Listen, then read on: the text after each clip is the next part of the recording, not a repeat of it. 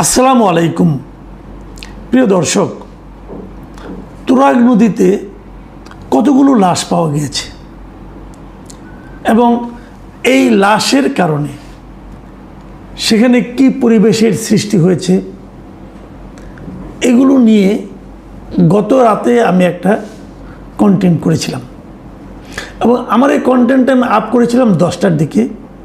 তখনও পর্যন্ত যতটুকু খবর আমি পেয়েছিলাম তার উপর ভিত্তি করেই আমি আমার কন্টেন্টটা করেছিলাম এবং আমি সেখানে বলেছিলাম যে যারা নিখোঁজ হয়েছেন, বিশেষ করে আমরা দেখেছি এই ঘটনাটাকে কেন্দ্র করে দু ধরনের মন্তব্য এবং একদম পরস্পর বিরোধী।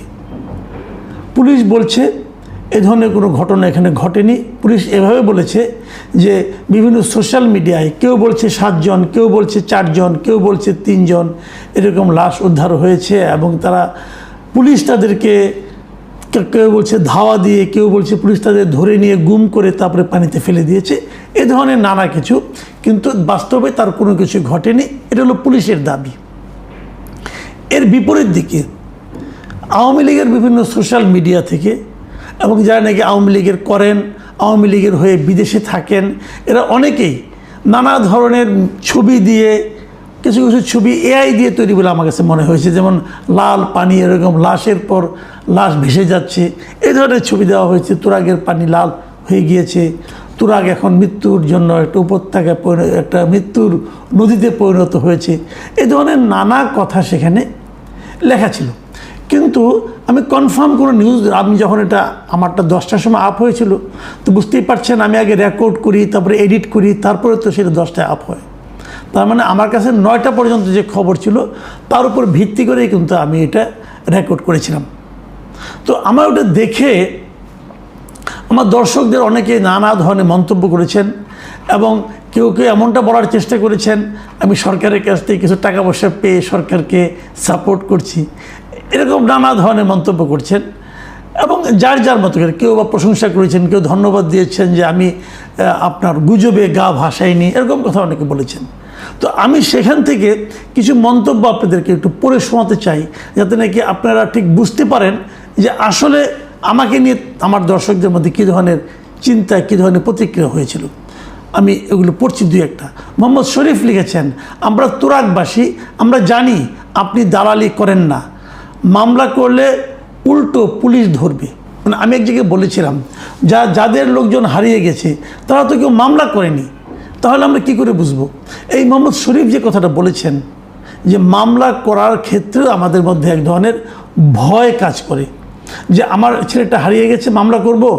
এখন যদি ওনারা দাবি করেন যে ওই ছেলেটা আওয়ামী লীগ করতো, তাহলে আমি মামলা করলে কিন্তু আমি উল্টো বিপদে পড়তে পারি। মোহাম্মদ শরীফের এই যে ভয়টা, এই ভয়টাকে কিন্তু আপনি উপেক্ষা করতে পারবেন না। এ ধরনের বাস্তবতা এই দেশে এখনও বিরাজ করছে। এখন কেন বিরাজ করছে, বিরাজ করা উচিত কি না, এই বিরাজ করার পেছনে সরকারের সরাসরি কতটুকু ভূমিকা আছে, এই সবগুলি নিয়ে আপনি আলোচনা করতে পারেন। কিন্তু বাস্তবতা হলো মানুষের মধ্যে এক ধরনের ভয় পুলিশ সম্পর্কে, সেটা কিন্তু আছে। আরেকটা কমেন্ট করেছেন মোহাম্মদ পান্না খান, তিনি বলেছেন ভয়ে কথা বলে না, যে কথা বলবে হয়তো তাকেও মেরে ফেলবে, তাই। এই একই ধরনের কথা কিন্তু দুটো মন্তব্যই আপনারা বুঝতে পারলেন। এরপরে আমি আরেকটা মন্তব্য পড়ি। সৌরভ চাকারিয়া তিনি লিখেছেন, আপনি কি সোশ্যাল মিডিয়ার মানুষ? মানুষ হয়ে থাকলে মিডিয়াতে পাবেন, আর যদি সরকারের পাপেট হয়ে থাকেন তাহলে পাবেন না মিস্টার মাসুদ। দেখেন, আমি সোশ্যাল মিডিয়ার মানুষ না, আমি আসলে এই দেশের মানুষ। এই দেশে সোশ্যাল মিডিয়াও আছে, আবার কনভেনশনাল মিডিয়াও আছে, মেইন স্ট্রিম মিডিয়াও আছে। আমি পার্টিকুলার কোনো মিডিয়ার উপরেই ডিপেন্ড করি না। আমি সব দেখে নিজের মতো করে চেক রিচেক করে আমার বুদ্ধি বিবেচনা দিয়ে আমি মন্তব্য করি। কাজেই আমি কারো পাপেটও না, আমি যা যতটুকু পাই ততটুকুই বলি, বাড়িয়ে বলাটা আসলে যায় না। আবু সালাম লিখেছেন, মাসুদ কামাল সাহেব, এত অল্প সময়ের মধ্যে তুরাগ হত্যাকাণ্ড নিয়ে আপনি যেমনভাবে ব্যাখ্যা বিশ্লেষণ দিলেন, মনোযোগ দিয়ে শুনলাম, ভাবছি আপনি এত অল্প সময়ের মধ্যে অনেকটাই ডিফেন্স নিয়ে কথা বলেছেন। আমি ভাবছি এখানে যেটা বিশ্লেষণ করলেন সেটা কি আপনার স্বাধীন বিশ্লেষণ না কারো মতের পক্ষে বিশ্লেষণ করলেন? ভাই, আমি যেটা বলেছি এটা আমারই মত, আমি কারো মতের পক্ষে কথা কখনো বলিনি, আপনি নিশ্চিত থাকেন আগামীতেও বলবো না। কিন্তু আপনার মনে একটা সন্দেহ জন্ম নিয়েছে এই কারণে যে আপনি যেটা শুনতে চেয়েছেন সেই জিনিসটা হয়তো আমি বলিনি। উদ্দিন জালাল তিনি লিখেছেন একটি প্রবাদ বাক্য আছে, যাহা রটে তাহা কিছু না কিছু বটে। 5 জন বিশেষজ্ঞ চিকিৎসকদের তত্ত্বাবধানে লাশের ময়না তদন্তের রিপোর্ট জনসমক্ষে প্রকাশ করে পুলিশের ভাবমূর্তি বজায় রাখতে হবে। এটা কিন্তু একটা দারুণ বক্তব্য উনি দিয়েছেন যে যা কিছু রটে তার মধ্যে কিছুই যদি না থাকে তাহলে এতটা চাউর হয়ে যায় না, এটা ওনার বক্তব্য। এই বক্তব্যটা সবসময় সত্য কিনা আমি জানি না, কিন্তু এক্ষেত্রে যেহেতু মানুষের মনে সন্দেহটা তৈরি হয়েছে, আমি মনে করি এর একটা সমাধান পুলিশের করা উচিত। ভিপি রুবেল লিখেছেন, তার মানে কি তুমি পণ্ডিত বোঝাতে চাচ্ছ তাদের হত্যা করা হয়নি, তারা কি সাঁতার জানে না? মানে উনি আমাকে অ্যাটাক করে বলেছেন যে আমি আসলে কি বোঝাতে চাচ্ছি, তাদেরকে কি হত্যা করা হয়নি? হ্যাঁ, তাদেরকে হত্যা করা হয়েছে কিনা জানি না, তারা মারা গেছেন এটা নিশ্চিত, এবং তারা সাঁতার জানেন না এটাও 2-1 লোক কিন্তু বলেছেন। আমি পরের মন্তব্যটা যাই, তাহলে আপনাদের ক্লিয়ার হবে। মোহাম্মদ মোতালেব মামুন লিখেছেন, ভাই এটা প্রথম আলোর রিপোর্ট, সমকালেও আসছে, ঘটনা কী কারণে ঘটছে সেটা তদন্ত সাপেক্ষ ব্যাপার, কিন্তু কোনো কিছু ঘটেনি। আপনার মতো একজন সিনিয়র সাংবাদিক এটা বললেন কিভাবে? দেখেন, আমি কিন্তু বলিনি যে কিছু ঘটেনি, এটা একদমই ভুল ধারণা। আপনি আবার শোনেন, আমি কখনো এরকম দাবি করিনি। আমি কেবল বলেছি যে যারা মারা গেছেন তাদের আত্মীয় স্বজনের পক্ষ থেকে আমরা এখন পর্যন্ত কোনো মিডিয়াতে কোনো বক্তব্য পেলাম না। কেন? আমি এটা রেকর্ড করেছি 9টার দিকে। আপনি যে প্রথম আলো রিপোর্টের কথা বলছেন অথবা সমকালের রিপোর্টের কথা বলছেন, প্রথম আলো রিপোর্টটা ছাপা হয়েছে রাত 10টার পরে অনলাইনে, কাজেই তখন পর্যন্ত এটা আমি জানতাম না। কিন্তু প্রথম আলো রিপোর্টে কী ছাপা হয়েছে, সমকালের রিপোর্ট ছাপা হয়েছে আরও অনেক পরে। আমি বরং প্রথম আলো রিপোর্টটা আপনাদেরকে একটু ওই রিপোর্ট থেকে কিছু কথা বলি, তাহলে বুঝতে পারবেন। প্রথম আলোর রিপোর্টে বলা হয়েছে তারা 2 দিনে 3 জনের লাশ উদ্ধার করা হয়েছে তুরাগ থেকে। 2 দিনে 3 জনের লাশ, মাথায় রাখবেন। এবং তারা রাজনৈতিক কর্মী, রাজনৈতিক হত্যা, পুলিশ কর্তৃক হত্যা এ ধরনের কোনো মন্তব্য এখানে ছিল না। তারা ছিল সেই 3 জন কারা কারা তাদের একটা পরিচয় তারা দিয়েছেন। তাদের একজন হলো মোহাম্মদ সুমন, যার বয়স 17 বছর। তার সম্পর্কে বলা হয়েছে যে সুমন 22 তারিখ থেকে নিখোঁজ ছিল বলে ধারণা করা হচ্ছে, কিন্তু তার আত্মীয় স্বজনরা কেউ কিছু জানে না। এবং তারা সুমনের বাড়িতে গিয়েছিল, তারা সুমনের রানা ভোলা এলাকার সুমনের ভাড়া বাসায় গিয়েছিল, 2 কক্ষের বাসা।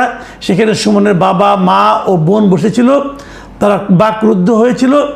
কিন্তু একটা ইন্টারেস্টিং বিষয়, একটা জিনিস খুবই একটা গুরুত্বপূর্ণ একটা বিষয়, সেটা হলো সাংবাদিক তাদেরকে যত কিছু জিজ্ঞাসা করেছে তারা কোনো প্রশ্নে, অধিকাংশ প্রশ্নে তারা চুপ করেছিল। এবং সুমন 22 তারিখ থেকে নিখোঁজ কিনা তারা এই প্রশ্নের কোনো উত্তর দেয়নি। এবং তারও চেয়ে বড় কথা হলো সুমনের মোবাইল থেকে সুমনের সব ছবি ডিলিট করে দেওয়া হয়েছে। বাসায় তার যে ছবিগুলো ছিল সেগুলো ছিঁড়ে ফেলা হয়েছে, সুমনের মোবাইল ভেঙে ফেলা হয়েছে। এগুলো কারা করেছে? সুমনের পরিবারের লোকেরা করেছে। এবং তারা একটা যুক্তি দিয়েছে যে সন্তান হারানোর যে মানসিক যন্ত্রণা বাড়বে তাই কোনো স্মৃতি রাখা হয়নি। এই যে যুক্তিটা, এই যুক্তিটা আমার কাছে গ্রহণযোগ্য মনে হয় না। আমাদের বাঙালিদের মধ্যে এ ধরনের মানসিকতা আসলে কাজ করে না। বাঙালিরা মনে করেন সব স্মৃতি মুছে ফেলবে, এটা হয় না রে ভাই।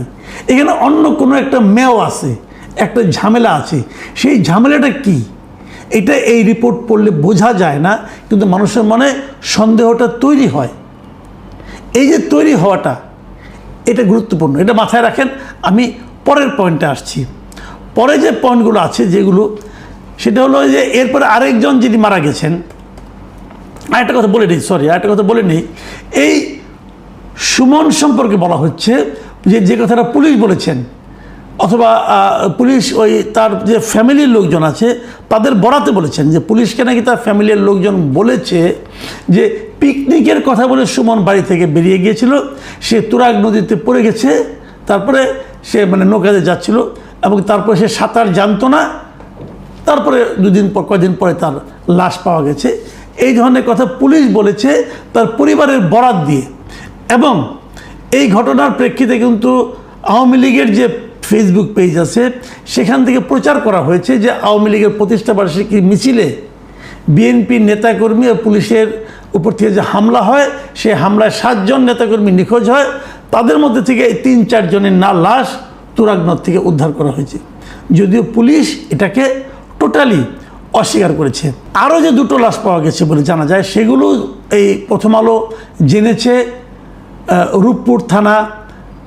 রূপনগর থানা, দারুসালাম এবং ঢাকা জেলা পুলিশের আশুলিয়া থানা এলাকার তুরাগনদের আওতাধীন যে ফায়ার সার্ভিস আছে, 2টি নৌ পুলিশ ফাঁড়ি আছে, এদের কর্মকর্তাদের সঙ্গে আলাপ করে তারা জানতে পেরেছে যে আরও 2 জনের লাশ পাওয়া গেছে। একজনের লাশ পাওয়া গেছে 24 তারিখে, আরেকজনের পাওয়া গেছে 25শে জুন। এবং এই অন্য 2 জনগুলি হলো, একজন হলো আরিফ হাসান রাকিব, আরেকজন হলো মণিপুর মোল্লাপাড়ার রনি মোল্লা। এখন এরা কারা? এই আরিফ, ওনার চাচা বলছে যে 22শে জুন বেলা 11টার দিকে সে বাসা থেকে বের হয়ে যায়। ওই দিন বিকাল 4টার একটু আগে মোবাইলে মায়ের সঙ্গে কথা হয়েছিল তার, এরপর থেকে নিখোঁজ ছিল। গত বুধবার তুরাগ নদী থেকে তার লাশ উদ্ধার করা হয়। তারপরে